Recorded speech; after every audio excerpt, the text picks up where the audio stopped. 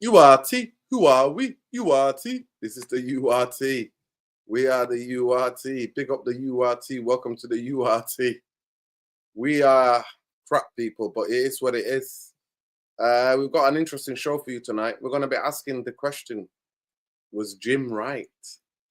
Can Jim fix it? And is Jim right? That's the big question. Is Jim right? Jim has basically said, we have the team, top team we have a top 4 team or squad. So that's the question we're going to ask tonight, people. It's going to be big up Tatum, big up to everybody. Yeah, it's going to be very interesting. So please join us, smash a like on the video, subscribe to the channel. Also, we'll go through a bit of the results of the Champions League. Champions League, you're having a laugh.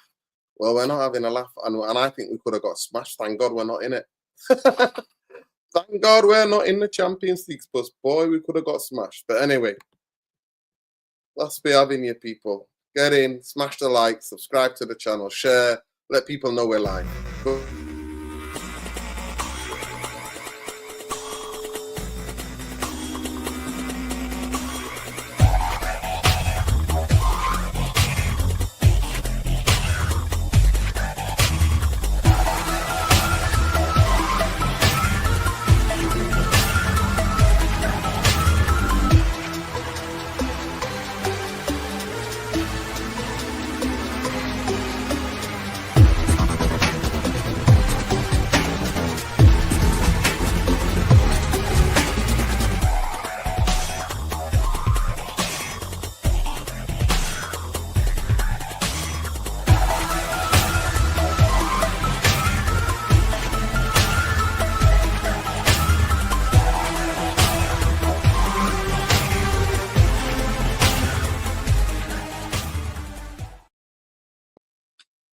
URT, who are we? Yeah.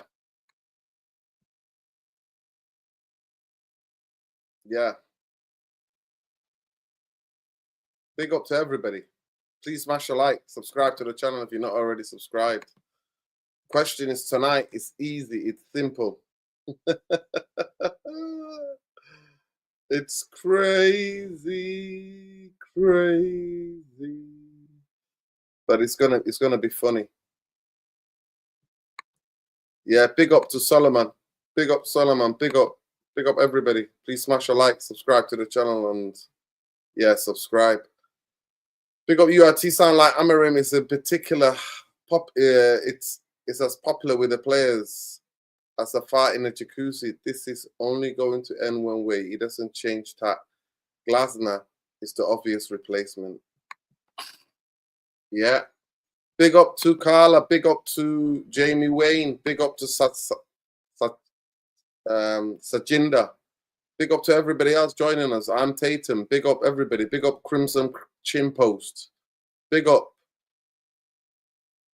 Yeah, man, he is. Amarim is staying at United.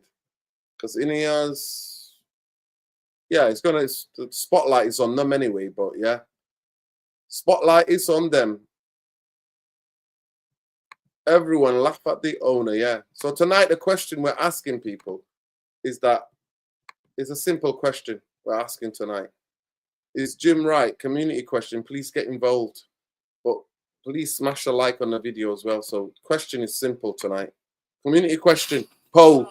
What we're doing is Jim Glazer. Do you agree? Agree with Jim Glazer?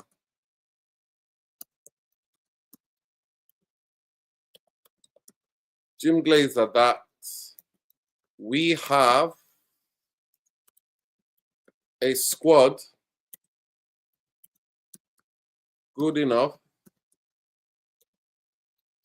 to get fourth.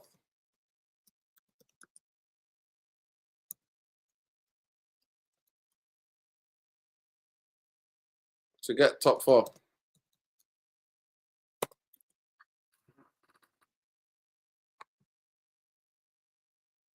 That's the question, people. Do you agree with Jim?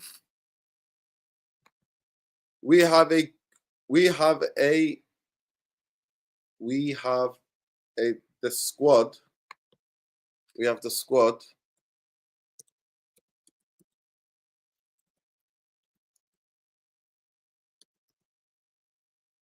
We have the squad.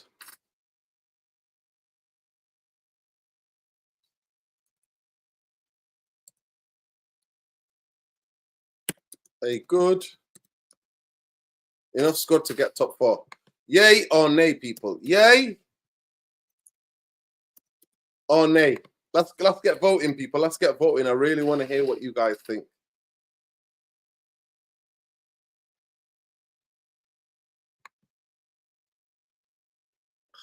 God, I can't even get this working tonight.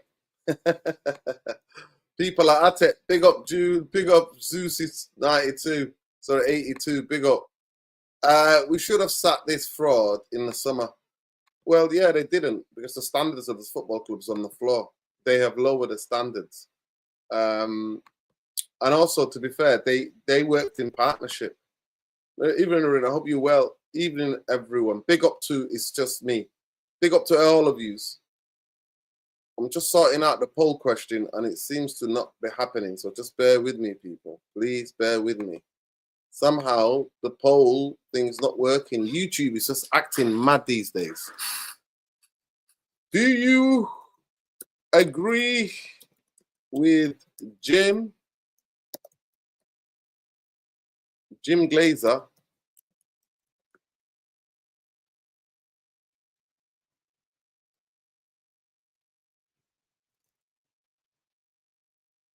Do you agree with Jim Glazer that we have the squad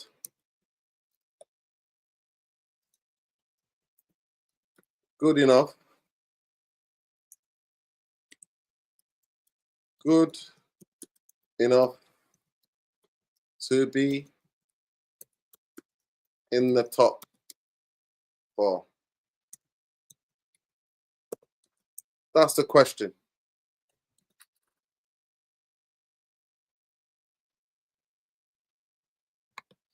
Yay or nay? Let's see if it works this time.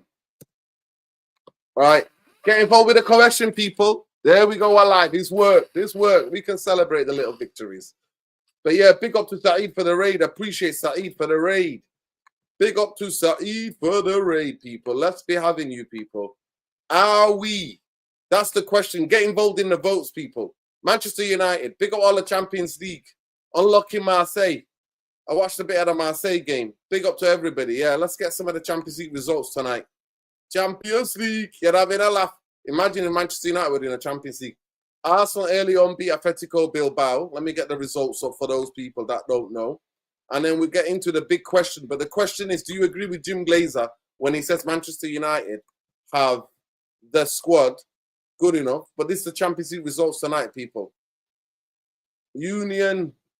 Our Union Seg beat PSV. That's a disappointing thing. Benfica lost 3-2. Wow.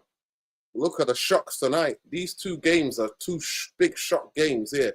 Dortmund, that was a game at a tie tonight. The big game tonight was Juventus Dortmund 4-4. Real Madrid 1-2-1. Tottenham beat Villarreal 1-0. And Grimsby won. So it's not just us. Grimsby are still having their run in the League Cup. They beat Sheffield United. Villa, Brentford win on penalties. Crazy. Crystal Palace win on penalties. But there we go. There's the results just to get you up to what's going on in, people. That's just the results to get you up. What's going to big up to Grimsby. Like and subscribe, people. Since we got all of you in here, we need at least 300 likes ASAP. So please smash that like, subscribe to the channel if you're not already subscribed, people. But I want to show you, people, that the reports that came out from last night, late last night or late evening last night, that Jim the Rat Glazer, has basically said that I got to show you, this is the news that come out from Ben Jacobs. Now, Ben Jacobs, to be fair, has had some interesting insights about the transfer window this summer. So he looks like he might be a bit informed, but this is it. We don't call that sir business on this channel. We just keep it to Jim. Jim the Rat Glazer feels that Manchester United squad is good enough to qualify for the Champions League this season, and that Ruben Amorim's job security will be more seriously discussed if the side is not on course for European football as the season progresses. There you go. And then you know what? Big up, somebody wrote, does he mean the championship? Big up the kid. This kid of black. He literally said, does he mean the championship? Because that's where the form is taking us. That's where the form is taking us. Yeah, big up the quarter sectionals, man. The bootlickers are out here, man, saying it's not any of his fault. They backed him. Have they backed him? The midfield is there for everybody to see. And then we're going to have a larger discussion tonight because we need to understand certain things about each other, people. What we need to understand is that, is it the system? Is it all down the system? Because when we played the system with Ole Gunnar Solskjaer, we were still shit. When we played Ten Hag's, this vacating the midfield, basketball vacation tactics, we were still shit. Now that we're playing this 3-4-3, we're still shit. Is it the players? Is it that they can't play in modern football? What is the big question here? And Jim Glazer, Jim the Rat Glazer for me, tells it as it is. We need to understand that he thinks this squad is good enough. I need you to get in the comments, right? Get in the chat. And those of you watch this in the comments and let me know if you think Manchester United's squad is good enough for top four. And if you're going to tell me yes, you need to be able to tell me how, like what happened. You need to be able to tell me this is why I believe that the squad is good enough to get to top four. What was our substitution options the other day? Zersky and Kobe Mainoo to come off the subs. And he thinks the squad is good enough to go to the Champions League. Compete in the likes of Newcastle. Nah, we're not. We're nowhere near. Liverpool, City, Chelsea, Arsenal are secured. The top five is what we're fighting for. And Newcastle, at this moment in time, are fighting for that place. So we've got to understand and think, what is he waffling about? How much more are we in trouble when Jim Glazer is coming out and basically saying what he's saying? How much more are we in trouble? How much more are we in trouble, people? We're in deep trouble because, to me, it means that Amorim's going to get sacked. We're not even 100 likes, people, and still 400 of you in here. We're not even 100 likes yet. But yeah, so far, in the community question, do you agree with Jim Glazer we have the squad good enough to be in the top four? 35% of you said yes. 65% of you said no. So at the end of the day, when I ask the question, and when I'm asking you all the question, it's simple. Do you agree with this guy? Big up, Nude. I hope you're well, bro. Always free Palestine. Yeah, man. Big up. Always free Palestine. Could get top four if there was only 4 teams in the league. There you go. There you go. And this is what I'm talking about the clowns running a football club. Do you remember in the summer where everybody, Jamie Wayne, everybody was coming for us, those of us who are Ineos and Glazer out, and we've kept it consistent. People were coming for us, and we were talking about the over-propaganda about the squad, how team gelling, the bomb squad is over there, but this squad is over here, and this is what we're doing, and this is who we are. Yeah, like, it's an absolute joke. It's an absolute joke. So we asked that question, that this is the person who owns 28% of the football club, and this is the person who's in control of the football operations alongside Joe Glazer. And he thinks we've got squad good enough to go and compete in the Champions League.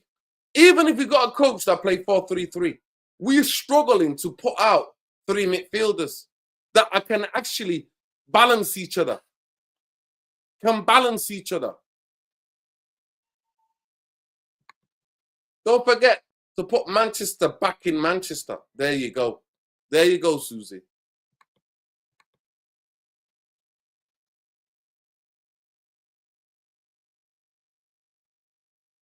Yes, 100%.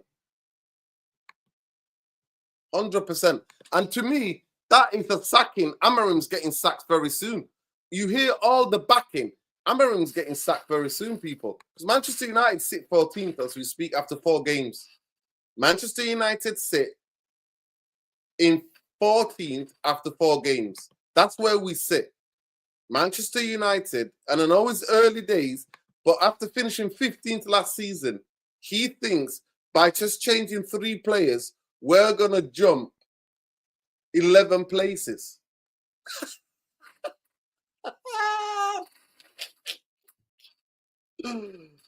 People, talk to me. We've won 1, we've drawn 1, we've lost 2. 4 goals for, 7 against, -3 already. We're already -3, people. -3.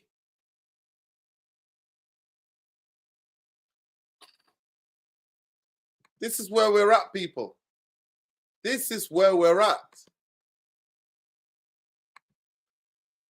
Look where we are.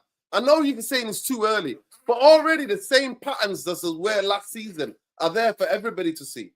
The same patterns as last season are there for everybody to see. The same patterns as last season are there for everybody to see. And he thinks we've got a squad good enough to go there. And that's the maddest thing. Big up, Jarvis. Big up, big up. How you been, man? You good? I'm good. I saw you were alone, so I thought I'd figure out I could jump on. It's all good. I appreciate you. But yeah, Jarvis, we're asking a question tonight. Should we be worried if the owner and the man who's responsible for 28% of the football club, alongside who's running the football operations alongside Joe Glazer, has come out, according to Ben Jacobs, and have said Manchester United squad is good enough to get top 4? Yeah. So Jim is as deluded as he's greedy. That's just pure bullshit. But at least we have a target from the board side of the club, because we haven't known anything this summer. We don't know their aim. And if the aim is top 4, we know what we can expect from Amarim this season. So if he comes in 8th, it's not good enough, according to the board. And they believe they have backed him properly for a top 4 race. So it tells me the pressure is on. It could get ugly. I've said many times on this channel and on my own channel, I don't believe Amarim will survive the season. But it's not about Amarim, it's about the board. It's about the best in class people coming in and trying to run a football club. We have Wilcox, we have Bernardo, we have Sir Jim Glazer. And this is where we are at the moment. Should we give them time to try and fail? Maybe they will do better than the Glazers in time, but at the moment, I feel we are a club without a leadership. And saying that we are good enough for top 4, it tells you a lot. If you've seen what we have done the last first 4 games of the season, it's been terrible. And if you include Grimsby, if we come in top 10 right now, I would be happy, because I'm very afraid that we will end up like last season in the bottom half, 14, 15, 16. We will avoid relegation. That's the thing. But what do you feel, Nerdy? Yeah, I feel as though like it is the end of Amarin if the talk is that we've got this squad. I mean, how laughable is it? Like, to think that Manchester United have this squad. On Sunday, we had only people to change the game effectively, attacking-wise, Kobe and Zirkzee. Yeah. And we think we've got the squad to be in the top 4. Chelsea Yeah, have a better squad especially than when you us. look at the other clubs in the top 4, Yeah. how they have strengthened: Liverpool, Manchester City, Chelsea, Spurs, you name it. And here we are coming in with everybody rated this window. 6, 7, 8, 9, 9 out of 10 out of 10. We brought in Lamens the last week, Sesko in the last week. We spent 8 weeks on Mbumo. He get half a preseason. The only player that we signed that was good was Cunha. And look at him in the first couple of games. He actually came on guns Yes. blazing. So, Yes. the timing of this window was terrible, and this is the result. Amorim said so in the pre-match, post-match interview afterwards. He said, we don't know everything that's been going on lately. Exactly. And I think What does that's he mean a big by that? hint. What does he mean by that? Let's try to speculate what he means by that, Jarvis. Yeah. So, yeah, you start first. I think he's basically saying, I'm working with donkeys. I think he's basically saying, I've asked for certain things, and the club has gone a different way. The club has literally gone against the things that he's asked for, the player profiles he's asked for. Yeah. I agree. I think you are correct. I think we struggle a little bit, and Amorim has tried to get his players, but he came in too little too late, and I think he's not happy with the current state. If you look at Amorim right now, he looks a little bit emotional, unstable. He looks down. He's not involved with the team. He hides. I think he knows where this is going to end. And right now, Amorim is not stupid. He's still a young manager. He can solve his career. We heard rumors about Benfica, the president election of Benfica, and they are opening up a spot for him. And by the way, Benfica, they lost tonight against Karabakh. By the way, Karabakh is in 6th place in the Armenian league. They have been robbed out of every player since they won the league last season, and they're just half the team they used to be.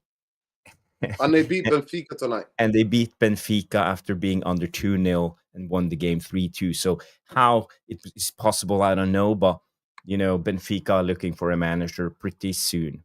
And I would suspect that Amorim has a high ceiling in Portugal. Football. In Portuguese football. Would you take the job if you were Amorim? Would you go to Benfica, just leave the ship? 100%. I would love for Amorim just to resign. Yes, and leave these frauds exposed. Yeah, because Saeed is going through it. Saeed genuinely feels everything. Manchester United, he can't believe how it breaks his heart. Saeed is just so emotional because his club, he's never seen it. He's not used to this. He's never seen Manchester United this bad. He never thought he could be this bad. That's the reason why. But yeah, and who was it? PSV Eindhoven got beat by Union Berlin as well. Is that Union Berlin that beat them? Unbelievable. Union Berlin. I used to go to Berlin a lot, Jarvis. I got friends in Berlin. I got good friends in Berlin, and I've watched them. They used to be like always in the second division in the German league. Was always Hertha Berlin that was the better club. Exactly. Hertha Berlin was the bigger club. So I am shocked tonight. Those 2 results shocked me tonight. We just went through it, earlier before. But those 2 results really shocked me. And I didn't know they were Armenian. I didn't even know. I've never heard of that team, the Armenian team. Never heard of them. No. Yeah, but they've been qualified a couple of times for the Champions League. But Karabakh, I think they played in the Europa League last season and they didn't go through to the next stage. So. Yeah, 100%. 100%. Yeah, big up everybody. Big up love. Make sure you check Jarvis's channel out, people.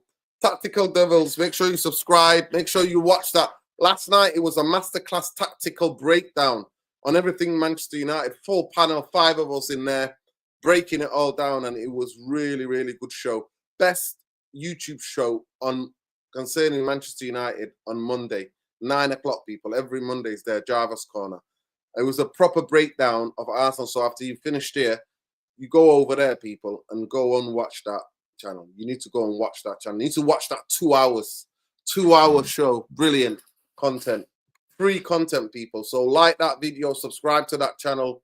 and let's get Jarvis to 5K. Let's go. Let's do it. The road to Yeah, 5K. I agree. Thank you for mentioning Noruddin. But I actually have to say it was a brilliant show. I really enjoyed it. 2 hours. We just talk. Great panels. We had the Mark Langridge Balls Out podcast, Duvoli, and Samik's football, and you were on. So there was the best panel I could have, and we had a great discussion. And I think we all agreed at the end how there was something wrong with the midfield, and there's been so many discussions lately about this two-man pivot midfield always getting outnumbered and overrun. So I thought we came to a good solution, and for me, as I said, I think it's something with the wide centre backs who are going to jump up into the midfield and help out.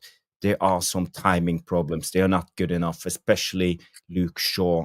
And I think the only solution now is for Amorim to just bench Šeško and start playing with the false nine, because we actually need that extra guy to help out in the midfield. That's the only way I can see this working. Even play Sirski, because Sirski likes to drop. Play Sirski and get people on Burma and Cunha maybe to run beyond him. That's what maybe that might have to do that for now. Yeah, there's no use having Šeško up there as a number 9 because we don't give him any service anyway. So he will become a new Højlund if you just keep playing him. Keep him as an impact sub and just play with an extra midfielder. That's the only solution I can see Amorim getting out of this, and start playing Kobe Mainu. Yeah. Let me just go to the URT Therapy Army. Therapy Army poll. Every show we go live, we do a live poll. It's really interesting. Do you agree with Jim Glazer that we have the squad good enough to be in the top 4? 40% are saying yes, 60% are saying no. I don't know what's going on with that 40%, honestly. I don't know what you guys seeing. We haven't got the squad. We haven't even if we play 4-3-3, Jarvis, have we really got the 3 balanced midfielders and backups if one of them got injured? I mean, what? Yeah, it's not only that, because we how are we supposed to turn things around, miraculously turn things around? We don't have any leaders in this team that we can magically drag ourselves out of this, because I don't see it happening. I think Amorim is just wanting and wishing for Martinez to come back and actually start leading this team, because we have no leaders on the pitch. Our only leader is an emotional crybaby, and it doesn't get us anywhere. That's the biggest problem. We need more leaders. Someone should just, as we talked about yesterday, someone should be strong enough in this team to go and face Bruno in moments of games. Tell him to calm down, get yourself together, and start acting like a leader. Shut up. Yeah, and tell him to shut up. That's people would tell me, Norin, shut up now on a football pitch. I'm like, okay. So I mean, the way that he was screaming at Euro, I did the show yesterday, the video, Jarvis, that the way he was screaming at Euro and name checking Euro, it's had nothing to do with Euro. It was your man, Foden. You had him 1 minute, you're there, 1 minute you're ball watching. Why don't you go up to the coach and go, listen, I don't have the defensive capabilities to be able to play this position. I don't have the defensive instincts as an attacking forward player. I'm more forward-looking attacking player. I do not have the defensive discipline to smell the danger. I'm not that guy. Because 3 games now. 3 games he's done it. Fulham, Burnley, and Man City. Yeah. It's unbelievable. It's absolutely unbelievable. Suzanne is asking what coach, because apparently we're linked now with Unai Emery. You know what? No. And I'm not sure about getting a coach from abroad either, even though people have explained to me and broke it down about Xavi. They said Xavi has had to deal with all the levers, all the craziness at Barcelona. He's the reason he's put the squad together. He battled all these challenges and he still won the league. But I'm like, Barcelona and Real Madrid win the league in that league. In the last 10 years, who's won it? Is anybody else out of those top 2 has won the league? Yeah, but Atletico Madrid has been in the fight a couple of times. Yeah. Yeah. Atletico Madrid, but that's it. That's it. So we're talking about league heavily dominated by certain teams. Those coaches don't transfer that talent into the Premier League. No. The big thing, what a lot of my friends who are really into football have said to me, but Xavi knows the midfield. Manchester United would have a better midfield. If we were to get Xavi played in midfield. He understands the midfield. I'm like, but does he understand the midfield in relation to Premier League? What do you think about Xavi? I know me and both, we like Areola. You know what I mean? We both like Areola. I like Eddie Howe as well. But what do you think, Jarvis? What do you think about the Xavi from Barcelona? What do you think? I think we should be careful hiring a manager like Xavi because we don't want to tiki-taka type of style. I think we need to start. The only time we have played consistent good football was the last 4 games of the season, right before Ten Hag won the FA Cup. Why did we do that? We played with a solid box midfield. We sat in a mid block to a low block, and we played solid football. And that's the only way, because that's our level. We are not good enough to start playing expansive, tactical football with hybrid positions, wide center backs, wing backs, whatever, false nines, and all of this. We need to play solid box midfield football, mid block. That's the only way we can come out of this, and we have to start there and build gradually. That's a rebuild. You don't start with painting the Michelangelo picture in the Sixtine Chapel. You have to start with a blank canvas and a paintbrush. And that's where you start. Yeah, and we are at that level. We're not the Man United of 2000s anymore. No, we're not. Java, to be fair to you, Xavi, he doesn't play tiki-taka football, to be fair. That was the biggest thing that was shocking about him. They actually play very effective direct football. Honestly. I mean, I can get it up. Possession, yes. Xavi's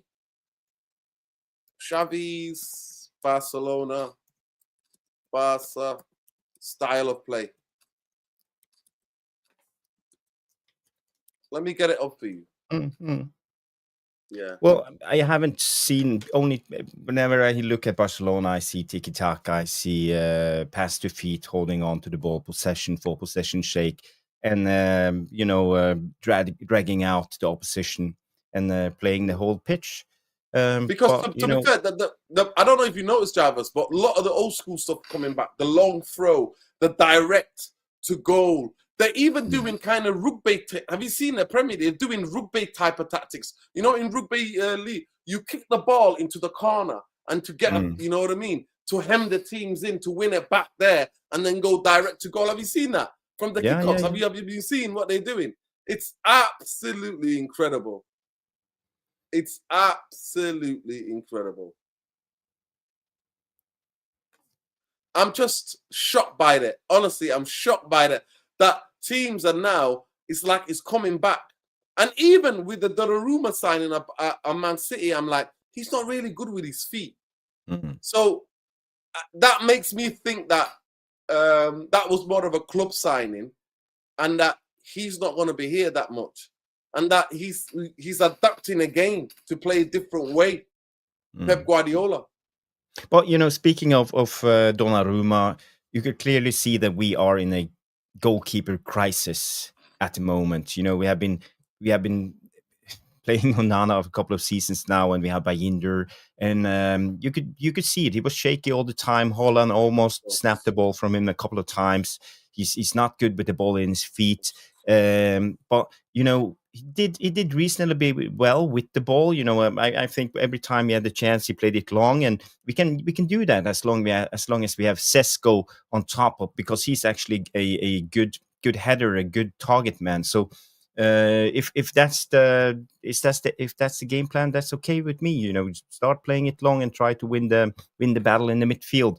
But I don't see us doing it when Sene Lammens come in. I'm very curious when he comes, if he if he is good enough. I rate him highly on the stats and the clips I've seen on YouTube. But Premier League is a different ballpark. It's a different game, and it will be tough for a young guy to come into this team, especially at this moment. We are struggling, and we are at the must-win stage. We have a manager who's desperate, and as we heard today, they will give him 3 more games he have to perform, and then we go to the second international break. So I wonder what will happen then, because I read something that there were 12 million pound buyout or sacking clause on Amorim, and he is going to be expensive to get rid of, especially if we sack him in his first full year.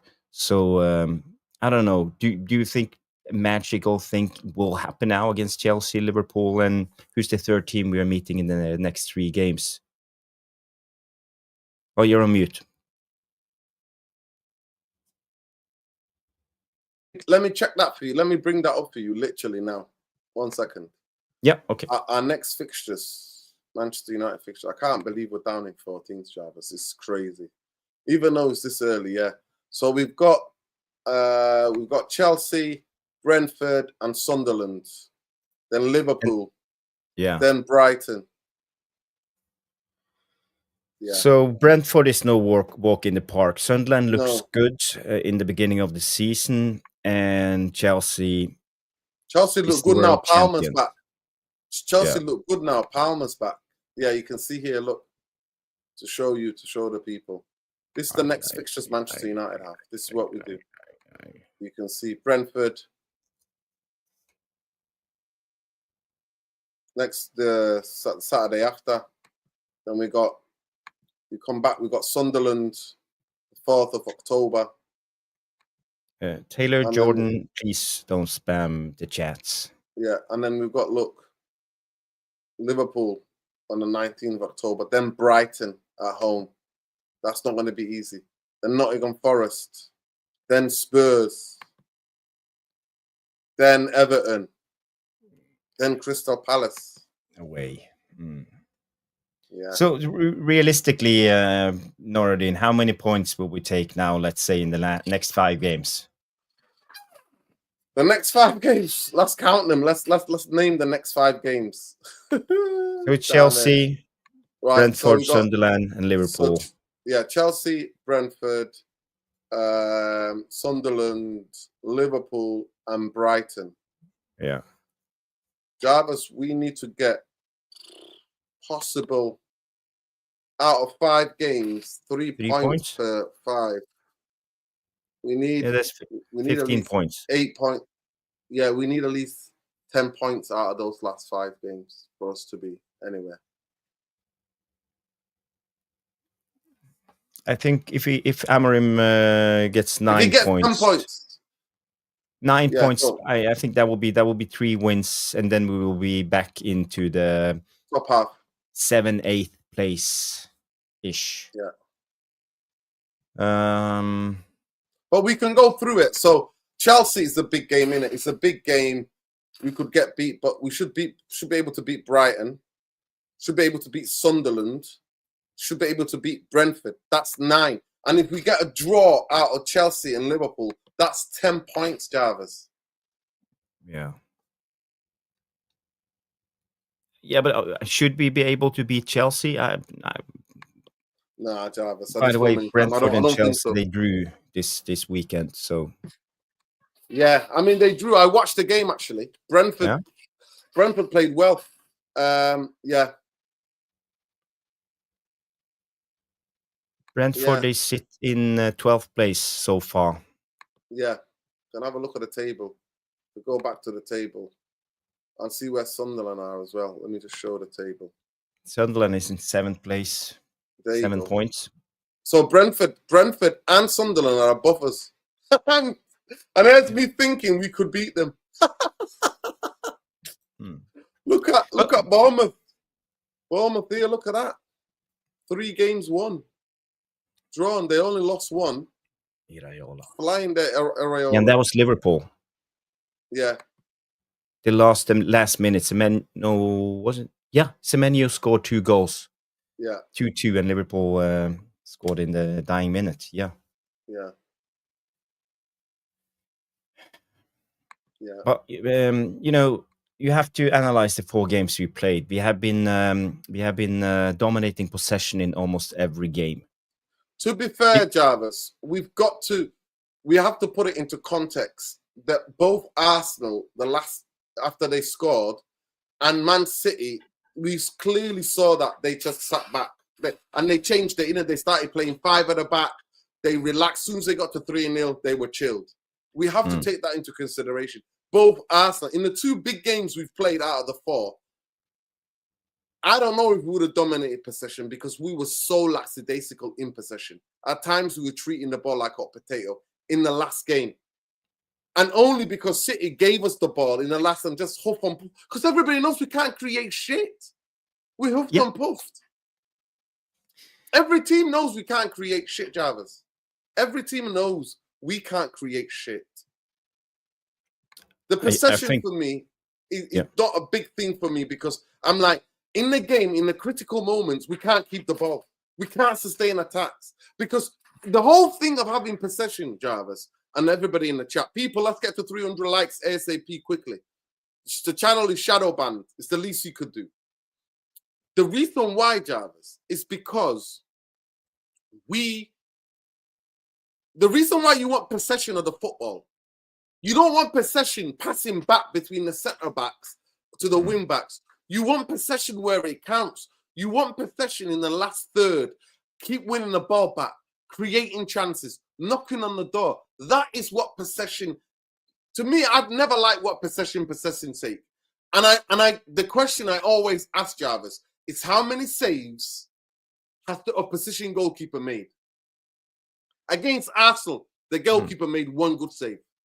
Against City, he made 1 good save. Jarvis, carry on. I'm just need to take.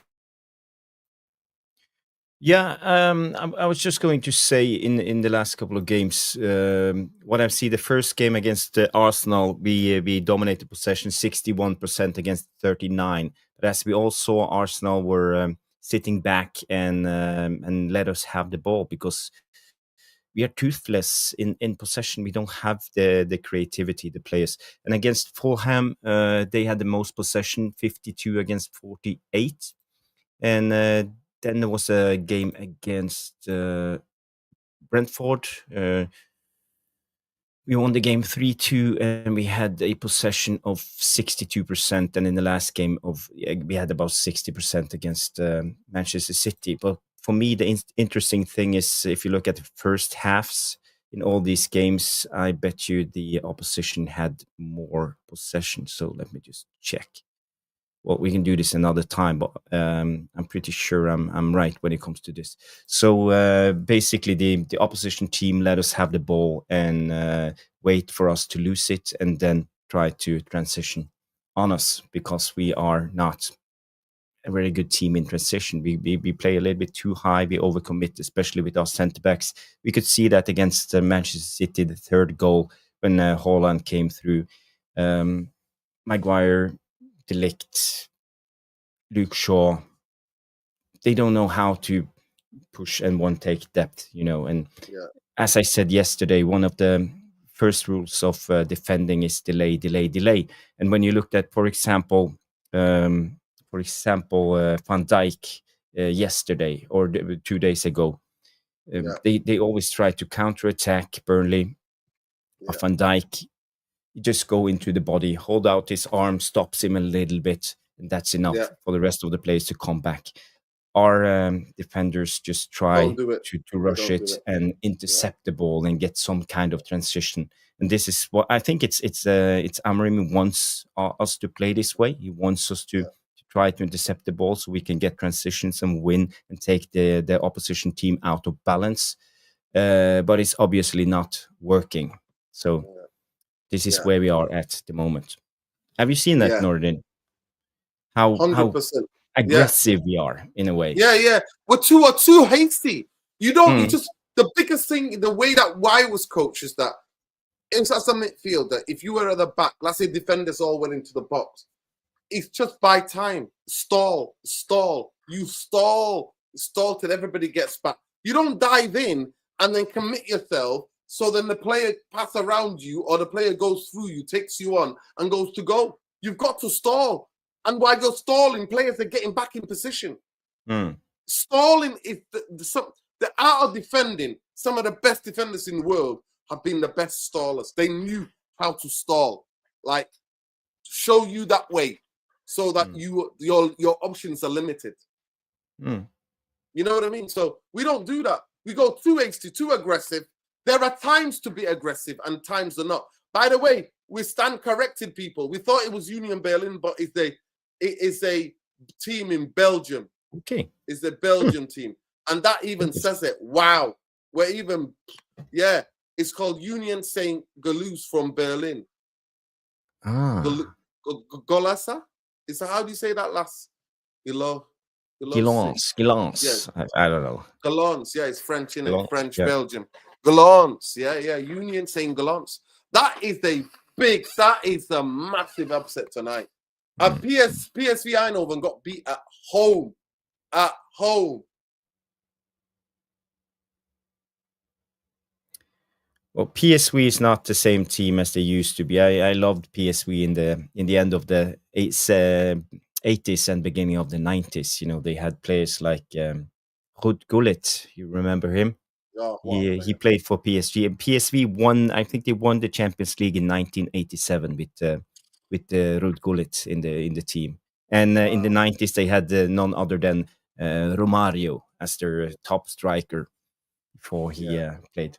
I don't know if you heard about him, but he was Ruud Gullit is one of my idols. When I was a kid, as a baby, like 3-4 years old, I used to think he was Bob Marley and Bob Marley was him. I used to think him and Bob Marley were the same person, because I would see magazines and like posters, and I see video of Bob Marley playing football, and I used to think, because of the dreads. You know, as a kid, I'm 4 years old, I don't really know, and I'm like, oh, the dreads, Gullit. Yeah. Have you seen him singing? You know, that South Africa. Yes. Free. He's one of the most political, footballers. He was against apartheid. You see, had backbone, and then he captained in 1988, didn't he? He captained the Netherlands, the only trophy they've ever won in international football. He was the captain. Yeah, for them to win, they beat Russia in the final, I think. Did you see the overlap episode with Roy Keane and Ruud Gullit? He talked about the World Cup, and they met in the cafeteria because they stayed at the same hotel. So they like casually just talked to each other, and then Ruud Gullit asked him, "Do you have any injuries?" Roy Keane had some stretches, some hamstring issues, and how about you? Well, I have some side stretches. It's not good. Side stretches? I never heard. Yeah, because of lifting trophies. Yes, I remember that. Yes, that's brilliant. Yeah, he is the people that don't know. Some of the young people that don't know about Ruud Gullit. He is the ultimate footballer. He can play in every position except for goalkeeper. He can play left back, right back, centre half, centre of midfield, left wing, right wing, number 10, striker. Footballing brains. Yeah. At Chelsea, when he came to Chelsea at times, he used to play as a sweeper. You know, the guy, the centre back that's at the back bringing the ball out. Yeah. He was a brilliant player. He played for AC Milan, famous team that won the Champions League back-to-back. I think they were the first to win it back-to-back in the modern era in that time. And he was in that team with Rijkaard, Van Basten. Can you imagine? Van Basten, Rijkaard, Gullit, Albert, Donadoni, Baresi, Maldini, Albertini. Oh, Costa what Curta. players. Costa Curta. Yes, what a players they had. Yeah. I know Arrigo Sacchi, who was the manager of AC Milan at that time. To strengthen the back four, he used to play every training the back four against the rest, 6 or 7 guys. They had to cope. They had to learn how to defend with only 4 players all the time. That was his training sessions. Yeah. You have Baresi, Costa Curta, Maldini, and who was the right back? The right back. They had through the years they had some amazing. Yeah, it was somebody else. I forgot who. But they also had Ancelotti in midfield. I think Ancelotti, Rijkaard were in midfield. people forget that Ancelotti was the player in that great AC Milan Lippi team. Yeah. Marcelo Lippi. Yeah, he was the coach. And after that, I had that other Lippi guy. Team. Milan team, yeah. Milan team. Let me just see. Milan. Milan team. Let me see if I can get it up, man. It's crazy. No, it wasn't. It wasn't Marcelo Lippi. Sorry. Who was the other? Who was it? Arrigo Sacchi. I think he was the first manager. Enrico. Enrico Sacchi. That's it. Sacchi. That's it. And he believed in this weird way of training. He used to go over as Sacchi. Yeah. Sacchi, yeah. That's it. Yeah. It's crazy. And the other guy, who was the other guy who came after him? There was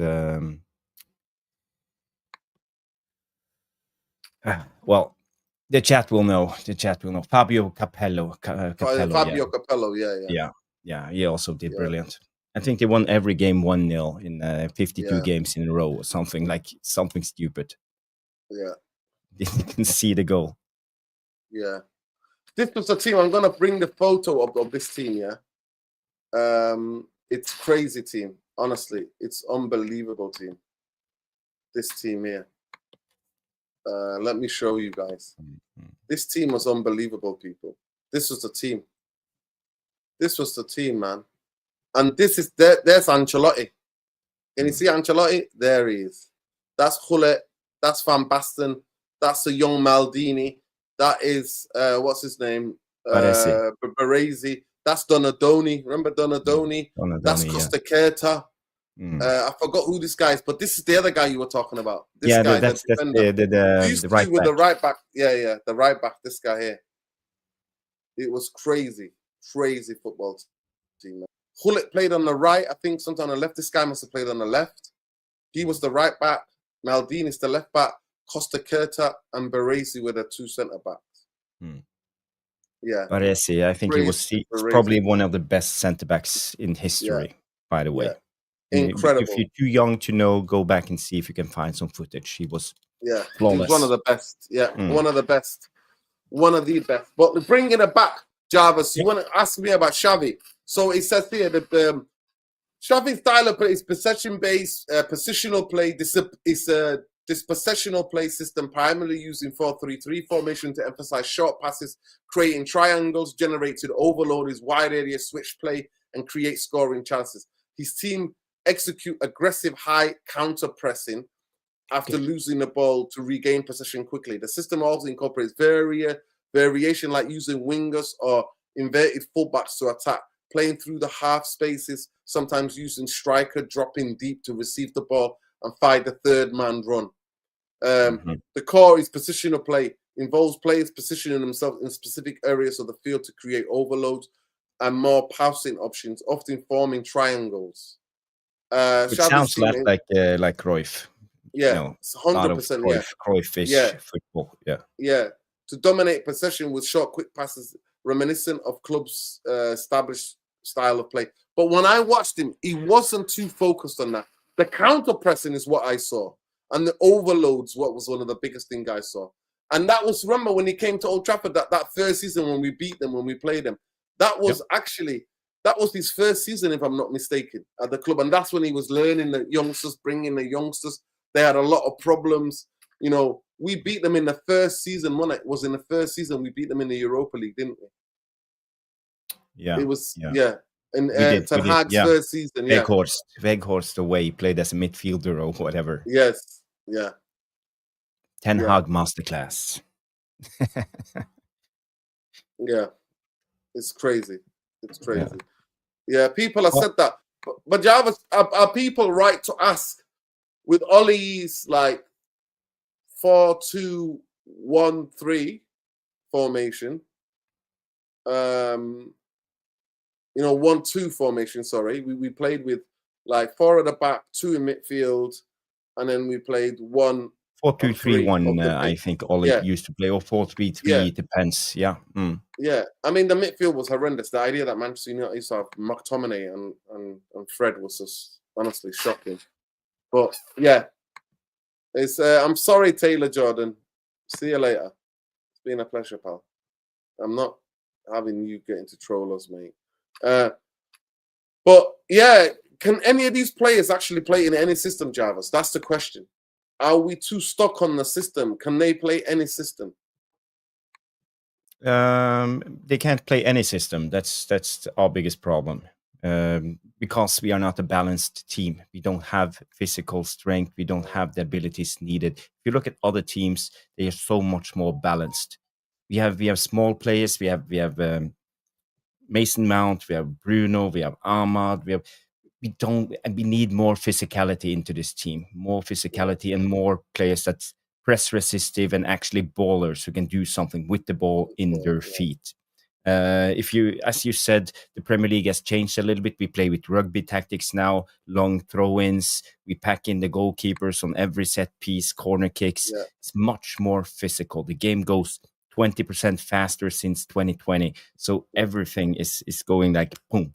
So I think we need to step it up. I think we need buy physical players. We started, I think, Mbumo is a physical player. Sesko is a physical player.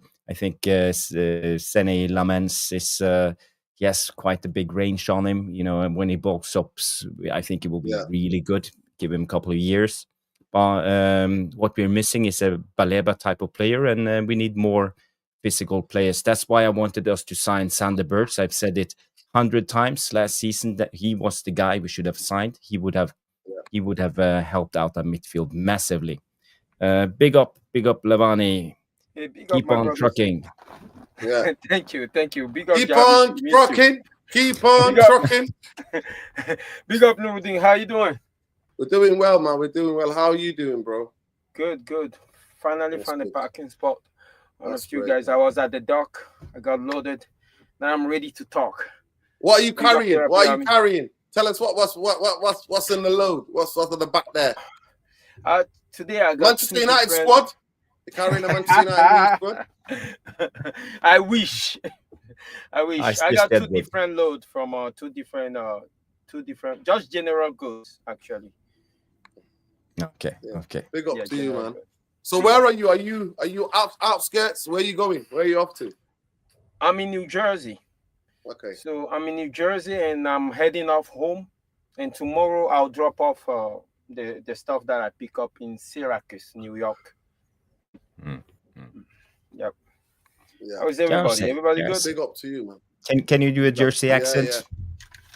Oh, not even New close. Jersey. Everywhere. The one thing I haven't been able to hide to do is the American accents. I've been here for 21 years almost, and every time I open my mouth, everybody asks me, "Where do you come from?" So I stopped trying.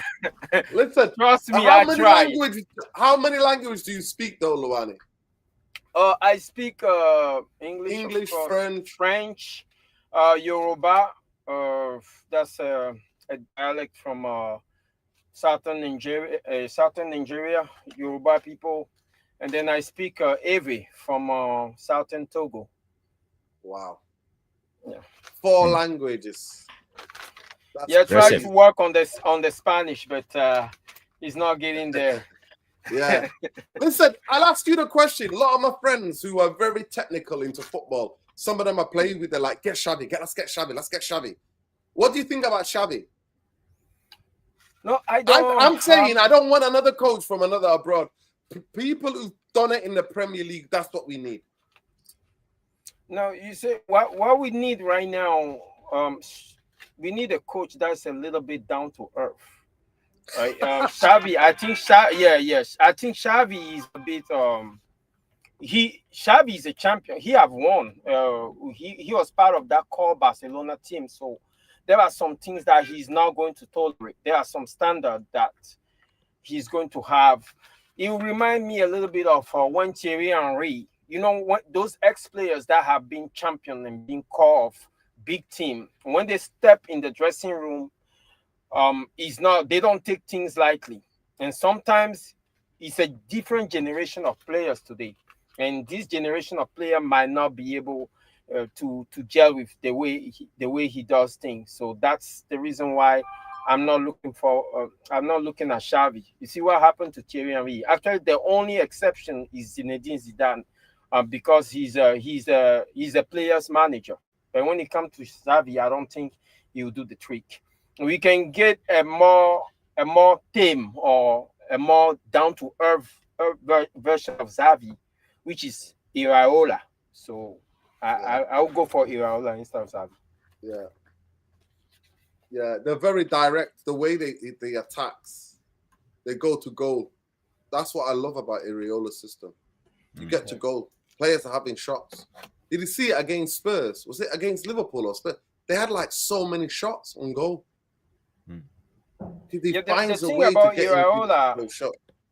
Iraola, I think I noticed I don't think there's a lot of egos involved. He just simply coached the players, and I think he'll take much of the pressure off the players, contrary to Amorim, who's putting more pressure on the players. That's why the question, I saw the thumbnail to the video, when you say Jim Ratcliffe said this is a squad that can make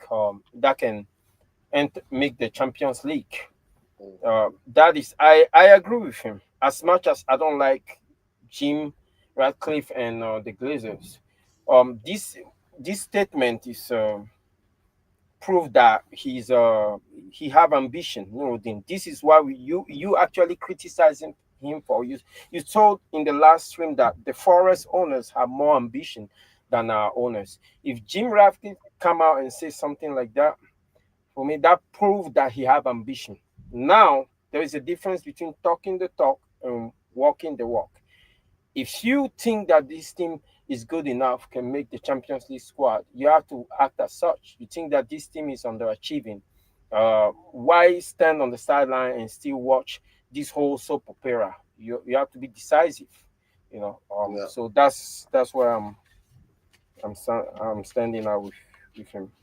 Yeah, and the big question tonight is people. Let me just let people update the people. Wow. A lot of people are voting. So there we go. We asked, do you agree with Jim Glazer that we have the squad good enough to be in the top four? 41% said yes. 59%, 58% are saying no. So 42% agree with Jim that we have the squad to be in the top four. I think a lot of them are taking the biscuit. I think some of them are having a laugh with us. People, we're 80 short of 300 likes, and that's the target for the stream. Let's go. Let's do it, people. We'll shadow now, ban do the you channel. guys agree or disagree? Done, because I don't know your opinion. We disagree. Firmly disagree. Are you kidding me? How do you disagree? Listen, I disagree that the squad is not good enough for top four. I think Spurs have a better squad than us, more balanced squad than us. Newcastle have a better balanced squad than us. I think even Villa, but they've had to sell players. I don't know these new players that they've got. But last season's Villa were a better team than Manchester United, and he proved that. We finished 15th, and we only signed 3 players of note. Let's be real, people. And you can't make changes with 3 players because all 3 of them are attacking players. Who's going to give them the ball? Who's going to sustain the attacks? Okay, who's gonna win the ball back? Are you saying Spurs have a better balance? Better balance, yes. Better balance. This year, yes. This year or last year or the year before? This year, even this year, they have better balanced squad than us. Yes. I would tend to agree. Yeah, I will tend to agree with you this year because of their acquisition, but still that need to be proven. But I think the past years we finish above them, so I'm not too sure if that statement can be. They had a manager who was stubborn. They had a coach who was stubborn, was playing this incredible high line. That sounds familiar. Loads of injuries. Yeah. That sounds familiar. Not really. No, but he never played a high. That was like suicidal football at times. What he was playing, yeah. Big up, people. We were just talking about the great AC Milan team before, but honestly, to me, Newcastle, Chelsea, and Spurs have a better squad than us. So how can we finish? I don't even think we're that good enough to have an even better team, first team than in terms of the balance than Aston Villa. And Aston Villa have let a lot of players go. We can agree to disagree on that based on the fact that we have a different manager that play a different system. So until they are playing a 3-4-3, until Chelsea, Arsenal, Newcastle, Aston Villa are playing a 3-4-3, or until we are playing a 4-2-3-1 or a 4-3-3, is something that it will be very subjective, you know. So I will be inclined more to see another manager come in, or the same team be deployed in a different system, and then we can try to verify that statement. The reason I'm coming out with that is, if we look at the Chelsea team that won the Champions League, I cannot look at that team and look at our team now and say that they are better than our team. That Chelsea team have Mason Mount in it too. If you look at the team that Ten Hag, I think, finished second with, or only finished second with, I'm not too sure if we can put that team together and compare it with this team. It's pretty. There's not that much different. Only have Daniel James. You know, we have Amad Diallo. It's very subjective. Yeah, we can talk about the engine room, the midfield be the most important part of a team. Oli had goals. I'm sorry to say, Luwane. Oli had goals. There was goals in Oli's team. Since Amarin and since Ten Hag came in, you saw the decrease of goals, decrease of goals, and it's continued with Amarin. But the goals come from the midfield, though. Yeah, so the midfield is not there, and we don't play through midfield. The midfield can be detrimental if either you don't have the personnel or either by choice of style. In the situation of Ten Hag, it's by choice of style, because we all recognize he was playing whatever 4-1, 4-0-1, or whatever he was playing, rushing everybody into the attack. In the case of Amorim, is also by choice rather than by personnel, because he doesn't play through the midfield. So it's very subjective to say that, unless you have another manager coming in and playing differently. But what I've seen with Carrick and what I've seen with Ruud van Nistelrooy tell me that this team can be deployed in a different manner and can perform better under a different manager. The manager doesn't have to be a world beater. Carrick was an interim, and after that he didn't have that much success. But look at what he did in the short 2-3 games that he has. Same thing with Ruud van Nistelrooy. He got the team be pragmatic. Yes, it's over a short game, but still the performance was there. We were not open like we are. He have a 4, and then he have 2 sitting DM, and we were fine. So I mean, like I say, it's very subjective. The only issue I have with Ratcliffe saying that is he saying it because he's trying to raise the expectation, so to justify the fact that he didn't spend enough to bolster the team during the past transfer window, or is he saying it because he genuinely believes that Amorim is underachieving? If it's the latter, then that is a scattering review of Amorim himself, and that means that anytime now, he's really walking a thin line, because Ratcliffe is going to put the pressure on Omar Barada, and it's not gonna end up well. Yeah. Big up to Tam Matu. He said, we're sitting here saying get the manager out. We're not saying get the manager out. We're saying that by the way that Jim Glazer's come out and said that this squad is good enough to get top 4, he's manager out. He's putting in Amorim in an impossible position. They didn't back the midfield. The reason why we know that Amorim thought he was getting a midfield, he sanctioned for Kobe Collier to go out on loan, and he was the only one who's got legs in the whole of all of our midfielders. He's the only one actually that can cover a lot of ground. The only guy that's actually got the legs to cover a lot of ground. Who sanctioned the loan? Well, 100%. the club do this. We have done it several times. We did with Alvaro Fernandez. We did it with that guy who plays for Everton right now. We sold him, Garner. We've done it with a lot of players that we actually need. We can have it both ways though. If we want the club, if we want the board to back the manager, and the manager is the one that is responsible of selecting the squad of 22, overseeing the training and everything for the first team. If the manager called the board and say, hey, I don't need this player, but he told me, he made me understand that in first team football, get with his agent and make sure that you guys find him a loan. That's not on the board anymore. The board have to execute, and that is based on the recommendation of the manager. And what we all say is that we want this manager to be supported, whether the decision he's making is controversial or not. And clearly, that's what they did. Rashford is out, Garnacho is out. There are people that we can use right now that were judged toxic to the dressing room based on the assessment of this manager. They're all out, so we cannot say that he was not supported. You see, that's the one we have to balance. We have to have a balanced view on that. The manager is ultimately responsible for the outgoing, especially the outgoing, especially that it costs us more to get rid of them than to keep them.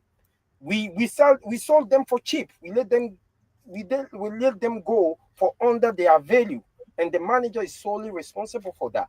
If I was an owner, I'd rather keep those players and not have to spend money on Cunha and Mbomo.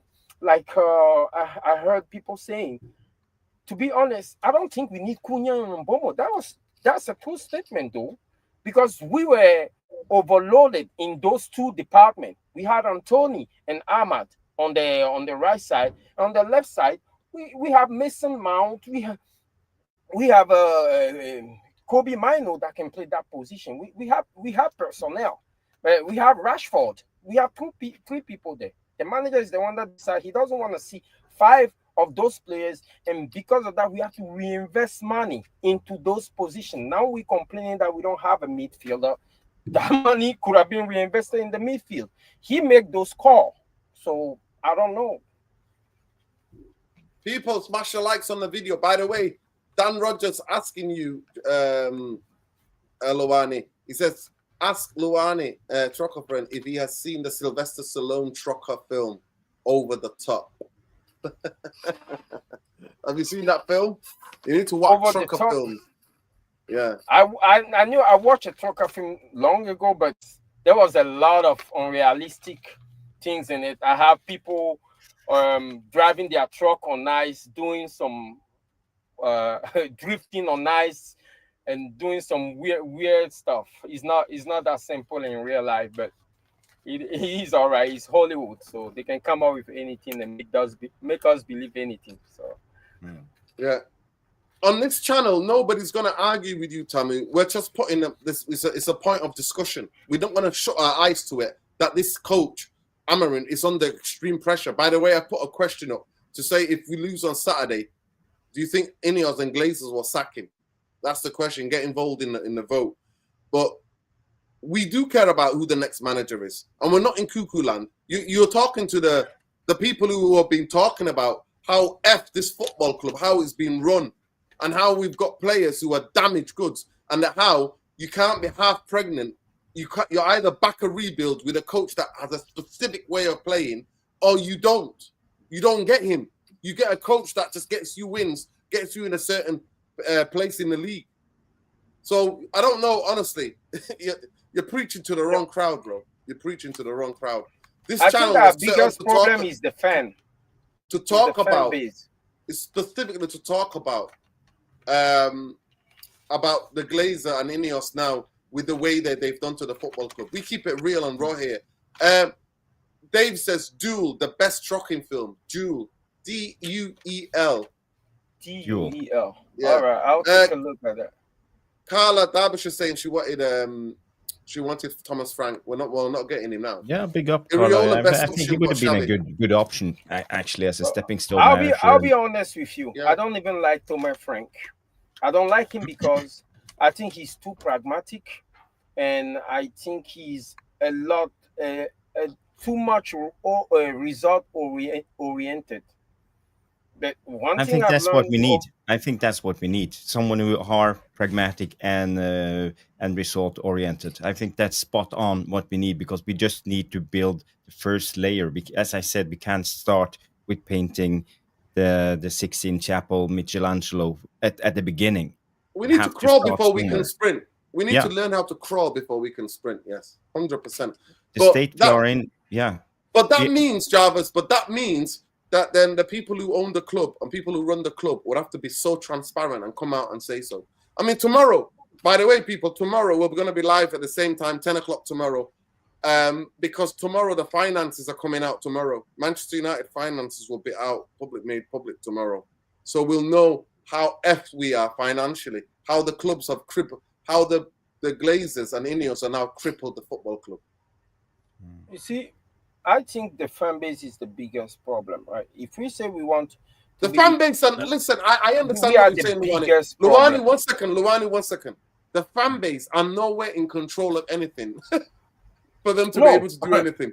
They're not in control. The fan base are the least in control people. The owners and the people they hire are in control. They're the biggest problem because they can't fix what is basic, and they go against all what the fans want in terms of player recruitment. I think we've lost Jarvis. Hopefully I Jarvis promise will you, come back. we are in control. We are in control. Do you know why we are in control? We're not in control. Do you know why we wanted Glazers out? If we were so in control, the Glazers would have left 20 years ago, bro. Nah. We're not in control. I'm telling you, half of that stadium doesn't really want the Glazer out. If the fan base want the Glazer out, half of that stadium will have been empty. With the way the club is doing, other clubs have done that across Europe. They've invaded the dressing room, broken things. They've made their action follow their voices. The fan base of United go back to the stadium. The stadium is full every week, regardless of result. They chanting Amorim, they chanting Bruno Fernandes, and then come on, no. Let me tell you what I think is happening. See, we are a commercial club. You said that very well. You explained that very well. What this means is that the owners of this club look at the fan base. They look at their interaction. They go online. They gauge the state of mind of everybody, the general sense, and they cater to that. They know that we're not willing to restart square. We're not willing to clean up everything and restart from zero. That's not what we're about. Every single transfer window, we are there choosing managers for the board. We are the one that choose managers, especially from the previous regime. They study everything, every interaction online, and they react to that. That's why I say we are the problem. I can't think of any manager that come in the past 10 years that we haven't chosen as fans. Jose Mourinho, yes, we chose him. You might not have chosen him, Nuruddin, but trust me, when Jose was appointed, I believe majority of the fan base thought we're back to the winning ways. Ole, we were screaming Ole at the wheel. We were chanting that. The Glazers heard that. They heard us, especially after PSG. Even the Rios went just write him a blank check. They listened.